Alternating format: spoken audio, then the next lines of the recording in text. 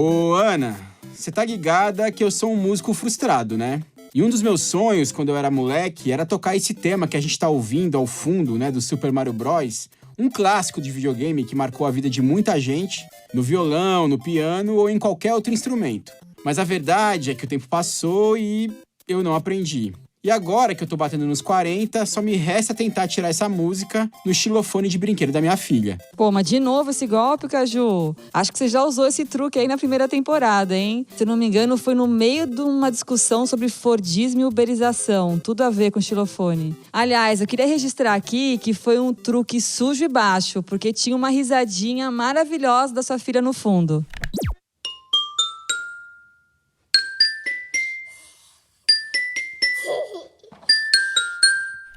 É que eu realmente fico orgulhoso das minhas habilidades no xilofone da minha filha, viu, Ana? E dito isso, você me autoriza aqui a tocar, então, o tema do Super Mario Bros. No xilofone? Dessa vez eu não consegui tirar de ouvido, eu tive que procurar no Google as notas, mas tá valendo. Manda! Dó, sol. Peraí. Dó, sol. Dó, sol.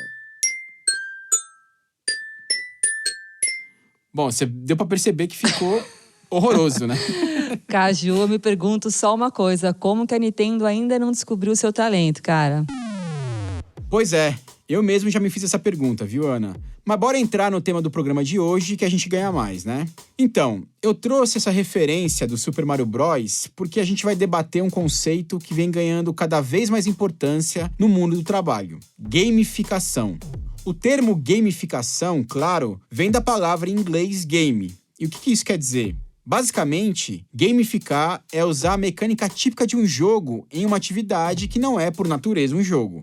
O nosso podcast fala sobre trabalho, mas gamificação é uma técnica que vai muito além disso. Dá para usar da educação ao marketing. E com a popularização do smartphone e das tecnologias digitais de forma geral, a gamificação virou carne de vaca, deu uma banalizada, né? Mas essa referência do Mario Bros, ela é bem bacana porque ajuda a gente a entender os conceitos básicos e como esses recursos podem ser aplicados ao trabalho.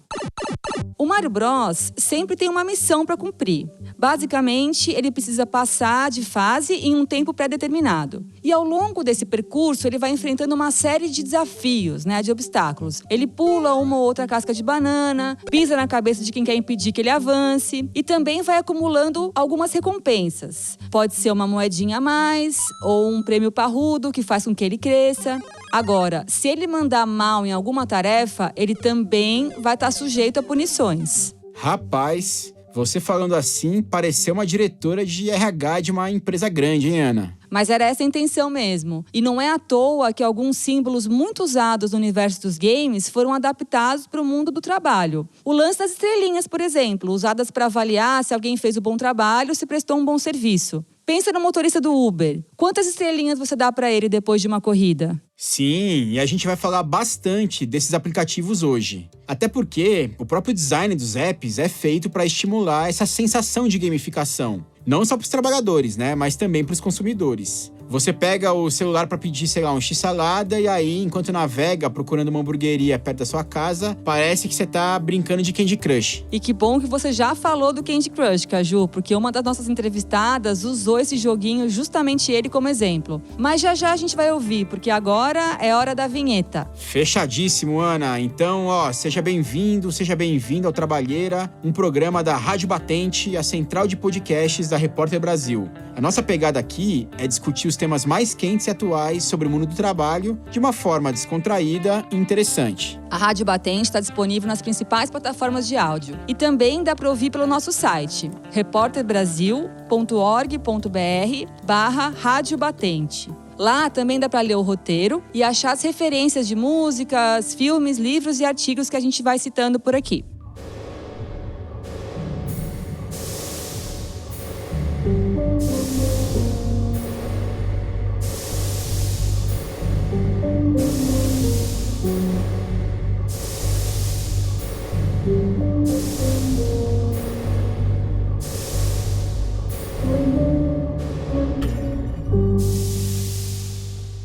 Gamificar as coisas, pode torná-las mais interessantes, pode tornar, por exemplo, a aprendizagem mais desafiadora, pode ser um recurso interessante. A questão não é o recurso, a questão não é a tecnologia, a questão é o seu uso. Como é que esse procedimento tem sido utilizado nas empresas? Com que intenção? Com as transformações que o processo de trabalho vem sofrendo a partir dos anos 1990, as empresas passam a terem a necessidade de seduzir os seus trabalhadores. Dentro dessa nova lógica, com essas novas palavras que são utilizadas para designar as pessoas, na lógica dos colaboradores, da visão, da missão, na lógica do time, da equipe, do líder, nessa lógica, o trabalhador, a trabalhadora, eles não são colocados numa situação de quem deve obedecer. Eles são colocados numa situação de quem deve querer. O lema é: eu só quero que você me queira, não me leve a mal. Então, a empresa ela precisa acessar o sujeito no seu desejo, na sua intimidade, no seu afeto. Essa é a Renata Paparelli, professora do curso de Psicologia da PUC de São Paulo. A Renata pesquisa há bastante tempo como o trabalho influencia na saúde mental das pessoas. Enquanto ela falava sobre essa lógica que os departamentos de RH das empresas vêm adotando nas últimas 3 décadas, me vieram vários exemplos à cabeça, Caju. Essa ideia de transformar o trabalho numa espécie de gincana, que é desenhada não para impor de forma autoritária uma cultura empresarial, mas para fazer as pessoas vestirem a camisa da firma e se motivarem a fazer um trabalho cada vez mais produtivo, né? Essa ideia, ela tem que ser colocada em prática de uma forma sutil mesmo. Verdade, Ana. E eu também visualizei várias cenas na mente enquanto escutava a Renata falando. Acho que a primeira delas foi aquela imagem do escritório decorado num estilo meio parque de diversões temático, sabe? Né? Uma coisa meio Disney ou meio Hopi Hari, pra usar uma referência aí mais brasileira, daquele parque do interior de São Paulo. Sim. Aliás, sempre que eu vejo essas matérias de TV sobre empresas que investem em escritórios descolados, eu fico com uma certa sensação de infantilização, sabe? Como se o ambiente de trabalho pudesse ficar fã, para falar na língua dessas empresas. É divertido, né? Como um parque de diversões, como você falou. Tem também aquela coisa de colocar a mesa de sinuca, pebolim, frigobar para os funcionários, né? Quer dizer, para os colaboradores. Pode crer, Ana. Se bem que agora esses escritórios meio Hopi Hari estão a perigo, né? O que tem de empresa por aí anunciando que vai deixar todo mundo de home office para sempre, mesmo depois que a pandemia passar, é uma grandeza, hein? Sim. De qualquer modo, essas imagens são um clichê do conceito de gamificação. Tem outros exemplos que talvez ilustrem ainda melhor o potencial da gamificação. Como ela pode ser usada para os mais variados fins. Por exemplo, Ana... Tem de tudo, Caju. Empresa que usa software de recompensa para funcionário que economiza dinheiro em viagem de trabalho, por exemplo. Então, se a pessoa deixa de gastar com hospedagem e alimentação, ela joga esse dado num sistema e incorpora ao salário uma parte da grana que ela poupou. Ou ela pode também doar esse valor a instituições de caridade. Outra área que também usa muito essas técnicas de gamificação é a de treinamento de funcionários. No começo do ano, o jornal Valor Econômico publicou uma matéria interessante com os casos bem arrojados. Um deles é o da Stefanini, que é uma empresa brasileira importante de TI. A Stefanini criou uma moeda digital inspirada no Bitcoin para premiar os funcionários que se destacam nos treinamentos internos. A pessoa manda bem na formação e vai acumulando créditos, que podem ser trocados por brindes, como, por exemplo, uma mochila para notebook, ou por um serviço qualquer prestado por uma empresa parceira da Stefanini. E um exemplo bem famoso, Ana, e bem mais simples também de gamificação, é o do funcionário do mês do McDonald's, né? Quem que nunca foi a uma lanchonete do McDonald's e não ficou ali por um tempinho olhando, né, aquele retrato pendurado na parede, engordurada ali, né, da loja, da pessoa que bateu meta e virou tal funcionário do mês? Sim, total. Funcionário do mês é um clássico, né? E alguns anos atrás também era muito comum aquelas excursões para hotel fazenda com tudo pago para o melhor vendedor do ano. Esse é outro exemplo de gamificação, uma forma de transformar o trabalho numa competição para as pessoas baterem a meta.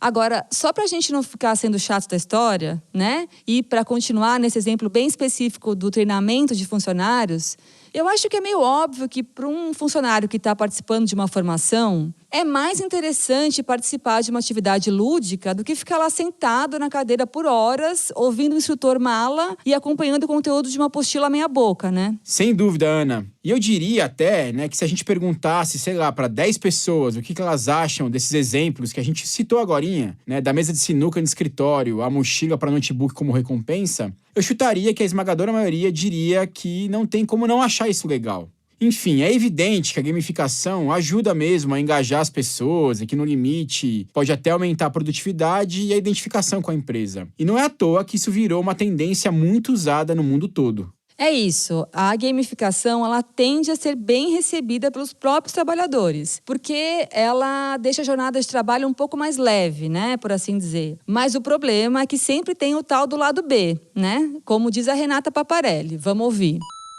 As empresas querem exigir o desempenho de um atleta de alto desempenho. E os atletas de alto desempenho, como eu costumo brincar, eles têm uma carreira curta, se aposentam por invalidez e depois se casam com seus fisioterapeutas. Por quê? Tem sequelas corporais e diversas sequelas deste processo de trabalho extremamente exaustivo. Então, quer-se de nós, trabalhadores e trabalhadoras, nada mais, nada menos do que um desempenho de atleta de alto desempenho de modo continuado. Para isso, a estratégia sedutora e no seu interior, a gamificação, são excelentes armadilhas, são excelentes estratégias. E a questão é quando vem o lado B, porque o lado A é esse, né? A pessoa está feliz, ela está subindo, ela cresce, ela bate meta, ela vende, ela faz, ela acontece. Só que vem o desgaste, né? Porque não somos gente desgasta, o corpo desgasta, a cabeça desgasta. Então, de tanta entrega, uma hora a coisa tem que diminuir o seu ritmo, uma hora engastalha, né? E aí você tem o lado B, que é o quê? Baixo rendimento, a pessoa começa a se transformar num pária, aí ela começa a entrar no lado B. E aí ela vai parar no consultório de psicologia arrasada, por quê? Porque adoeceu e foi escanteada. Não tem jeito, né, Ana? Uma hora a pessoa espana mesmo, né?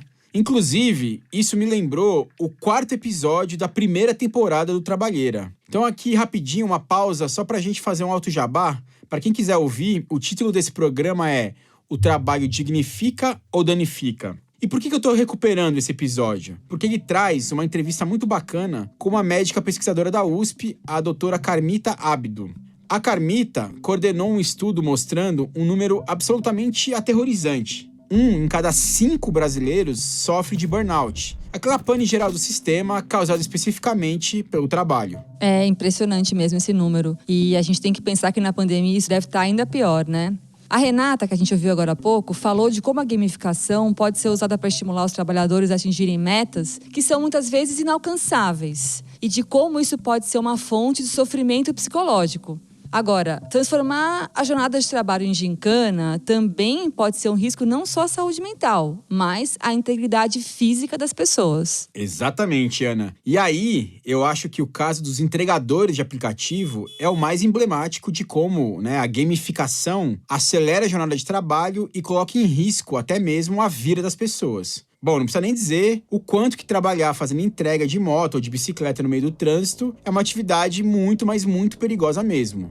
E você sabe, né, Ana, que eu pesquiso essa questão dos aplicativos há algum tempo. Inclusive, eu tô em vários grupos de WhatsApp. E, cara, é realmente muito interessante acompanhar as discussões entre essa galera que trabalha fazendo entrega. E é mesmo, Caju? O que eles falam sobre essa coisa da gamificação? Então, os aplicativos sempre usaram e abusaram desse recurso de recompensa, né? Mas rolou uma mudança nesse esquema de gamificação. No começo, o negócio era, uma gincana totalmente escrachada. Algo do tipo, faça um número X de corridas em tanto tempo e ganhe um prêmio. O mais comum era que esse prêmio fosse em dinheiro mesmo, uma espécie de bonificação. Mas eu vi vários casos em que os aplicativos davam, por exemplo, um voucher, um vale para ser gasto numa loja de eletrônicos ou no supermercado. Agora, você sabia, Ana, que essa prática de oferecer recompensa é proibida por uma lei federal, né? Eu não sabia não, mas acho que faz todo sentido. Porque esse tipo de oferta é um convite para o cara se acidentar. Totalmente, né? E em São Paulo, que é a cidade com a maior frota de motos do país e que é a base, da maior parte desses aplicativos, a prefeitura se reuniu com as empresas em 2019 para chegar a um acordo e tentar acabar com esse lance das ofertas. E foi a partir daí que os apps deram uma repaginada nesse sistema gamificado de recompensa. Hoje, em vez de oferecer um prêmio específico, a coisa funciona mais ou menos como naquele sistema dinâmico, né, da Uber. Acho que todo mundo sabe mais ou menos o que é, mas eu vou explicar aqui. Funciona mais ou menos assim. Nos momentos de maior demanda pelo serviço, os aplicativos passam a pagar mais pela corrida. E aí, o entregador é avisado pelo celular. Fica ligado que no fim de semana vai chover pedido, hein? Sobre esse assunto, a gente ouviu o Edgar Francisco da Silva. Ele é presidente da Associação dos Motofretistas de Aplicativos e Autônomos do Brasil, a AMA-BR. Referente a essa situação dos incentivos ter parado e tal, continua a mesma coisa, eles só mudaram alguns quesitos. Antes tinha um determinado horário para fazer aquela quantidade de entrega. E aí, quando faltava a última, o entregador saía desesperado, que nem um louco. Só que eles aumentam o valor da corrida, agora não dá mais o horário, mas eles aumentam o valor da corrida e é mais ou menos a mesma coisa. Se o valor sempre fosse o mesmo, tipo, o valor que eles aumentam, se permanecesse, todos eles iam entregar de conforme está acontecendo ali o dia dele. Agora, quando aumenta só naquele período, principalmente período de chuva, é onde eles começam a acelerar bastante a moto. Quando está um dia bom, o pessoal fica tudo aguardando, não tem entrega. Aí naquele dia de chuva o pessoal quer suprir, então eles começam a correr e aí o entregador é o para-choque da moto, não tem ninguém fiscalizando ele. Então, o resultado é esse. Os aplicativos ficam com o bônus e o ônus fica para a sociedade aí, de arcar com toda essa situação aí, de ver entregador andando na contramão, subindo em calçada, passando farol vermelho, porque na cabeça dele aquilo lá tudo faz sentido, porque ele precisa ganhar o dele, que ele não estava ganhando nos outros dias que o valor era menor. E o Edgar ainda tocou num ponto muito importante. Existe uma diferença grande entre o motoboy e o motofretista. O motoboy é a pessoa que tem uma moto e que usa essa moto para fazer uma entrega, ponto. Já o motofretista profissional é alguém que passou por um curso de preparação e que tem uma série de itens de segurança na moto que ajudam a atenuar o impacto de um acidente mais grave, por exemplo. O problema de tudo aí é a falta de capacitação. Quando você não tem um pessoal capacitado, que nem tem um motoboy, que é a pessoa que ele tem habilitação, ele tem a moto, ele faz serviço com a moto. Tem um motofretista, que ele tem que fazer um curso de 30 horas, ele tem que ter a moto com uma quantidade de ano específico, ele tem uma série de equipamentos de segurança no veículo dele, ele tem os EPIs dele, que são os equipamentos de proteção individual. Então, esse daí está bem mais preparado para a rua, porque é uma profissão de risco. Todo mundo confunde que é só saber andar de moto que pode fazer esse serviço. Toda essa situação gera esses demais problemas. Aí você pega uma pessoa que não está capacitada para exercer aquela profissão e você aumenta o valor para ela, ela começa a correr e ela não tem preparo nenhum para estar correndo daquele jeito. É a mesma coisa de que você resolve andar pelas ruas com a venda nos olhos e aí você começa a correr. E aí você vai bater em algum lugar. Da mesma forma, é esse pessoal sem capacitação, entende? Às vezes na rua eu fico olhando essa galera que faz entrega e fico impressionada como os motoboys ficam o tempo todo vidrados no celular. Às vezes até pilotando. Isso influencia na postura corporal, né? A pessoa sentada na moto, com a coluna envergada, mexendo o dedo na tela até aceitar a corrida. Me lembra até aqueles adolescentes que ficam em frente à TV jogando videogame freneticamente. Nossa, bela comparação, né? Exatamente isso, cara. Bom, e a gente comentou no começo do programa que a gamificação não é uma técnica usada apenas no mundo do trabalho. E a Renata, né, a nossa primeira entrevistada, ela fez uma ressalva importante de que a gamificação em si não é um problema, né? A questão é a forma como ela é usada e a finalidade para a qual ela é usada. E aí a gente tem um exemplo bem interessante que mostra como a gamificação pode ser aplicada na área da educação para melhorar o aprendizado, cativar o aluno, né, etc e tal. E quem fala sobre esse tema é o Carlos Severo, professor do Instituto Federal Sul-Rio-Grandense do campus de Bagé, bem lá, né, no extremo sul do Brasil, quase fronteira ali com o Uruguai. Ele desenvolveu um jogo de tabuleiro chamado Acidente Zero para uma aula sobre segurança do trabalho no curso técnico de edificações. O jogo ele simula um canteiro de obras, né, onde o aluno vai percorrendo esse canteiro de obras a partir de um caminho identificado por símbolos. E esses símbolos representam algumas situações problema que o estudante ele pode encontrar na sua vida profissional. Então, cada uma dessas situações são identificadas por símbolos que têm cores diferentes nesse tabuleiro. E conforme o estudante vai percorrendo, esses tabuleiros ele pode, então, cair em uma determinada casa dessas que contém um símbolo. Aí ele recebe uma carta. E nesta carta está o seu desafio. De acordo, então, com o desafio, ele tem que responder a esse desafio E à medida que ele vai respondendo esse desafio, ele vai progredindo ao longo do jogo. Que ideia sensacional, hein? E esse lance de ser um jogo de tabuleiro é totalmente contraintuitivo. Porque hoje em dia, quando alguém fala em jogo, eu já penso logo em algo eletrônico. Mesmo eu tendo sido da geração que curtiu muito brincar de War, Detetive, Jogo da Vida. Pô, nem me fala, hein, Ana? Eu curtia muito também. Agora, sobre o Acidente Zero, só um detalhe, né? O jogo é bem bonito, né? Visualmente falando. O tabuleiro é muito show. Isso porque rolou uma parceria interdisciplinar, né? Eles chamaram os alunos do curso de design e o resultado ficou bem profissional mesmo. Podia passar, sei lá, por um jogo da Estrela, da Grow. Você lembra dessas marcas, Ana? Lembro demais dessas marcas. E como que foi a receptividade, hein? Os alunos curtiram? Então, eu fiz essa mesma pergunta pro professor Carlos Severo. Vamos ouvir. Isso aí foi uma grata surpresa que a gente teve, né? Os estudantes, eles gostaram de trabalhar com o jogo, né? E o jogo teve um baixo custo também na produção, né? A gente pôde perceber que o desenvolvimento da aprendizagem deles melhorou muito, que a gente também aplicou após essas práticas educativas que foram realizadas com o uso do jogo. Nós aplicamos algumas entrevistas com os próprios professores da disciplina, né? E algumas entrevistas também com os estudantes. E a gente pôde observar que houve, né, um aumento significativo da aprendizagem. Porque se tornou uma aprendizagem mais lúdica, né? Não se tornou aquela aprendizagem, parece aquela aprendizagem mecânica, mais tradicional. Então, uma proposta lúdica, né? Mais leve, né? Bom, esse parece ser um caso interessante, né? Do uso das técnicas da gamificação. Mas você perguntou para ele, Caju, sobre o lado B dessa história? Perguntei sim, viu, Ana? E, cara, ele falou bastante sobre isso e, ó, ele deu uma resposta que parece bem ponderada.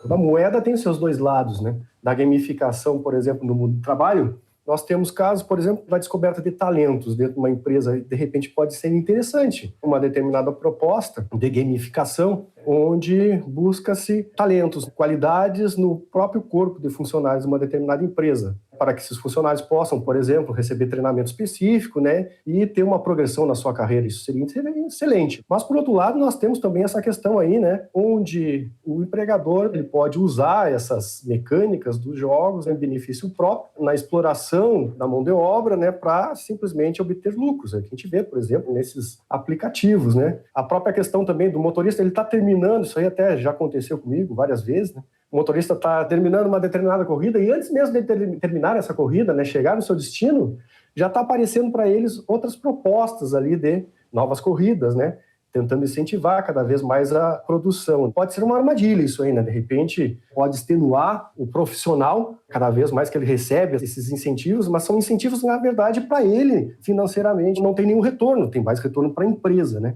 Então são algumas jogadas psicológicas que a gente sabe, algumas armadilhas que podem ocorrer, né? Parece que para aprender a jogar esse jogo do mercado de trabalho tem que saber farejar armadilha. Mas nem sempre é tão simples se safar, né? Às vezes a pessoa tá tão envolvida na brincadeira que nem percebe que o negócio já virou cilada. Às vezes ela precisa entrar de cabeça no jogo para poder ganhar mais também, como é o caso desse pessoal que trabalha pros aplicativos. Verdade, Ana, mas acho que por hoje já deu game over, hein? A gente pode ficar por aqui? Ou quer botar mais uma moeda aí nesse fliperama e pegar um continue? Acho que tá bom, Caju. Acho que a gente já brincou bastante por hoje. Beleza. Então, o Trabalheira é uma produção da Rádio Novelo para a Rádio Batente, a central de podcasts da Repórter Brasil. A coordenação geral é da Paula Scarpim. O roteiro original é de minha autoria, Carlos Juliano Barros, Caju. O tratamento de roteiro é do Renan Suquevicius. A edição e a montagem são da Júlia Matos. A nossa música tema é composta pela Mário Romano e também pelo João Jabassi. O Jabassi é da Pipoca Sound e também faz a finalização e a mixagem do programa. A coordenação digital é da Juliane Egger. Valeu, Ana, até a próxima! Valeu, Caju, até!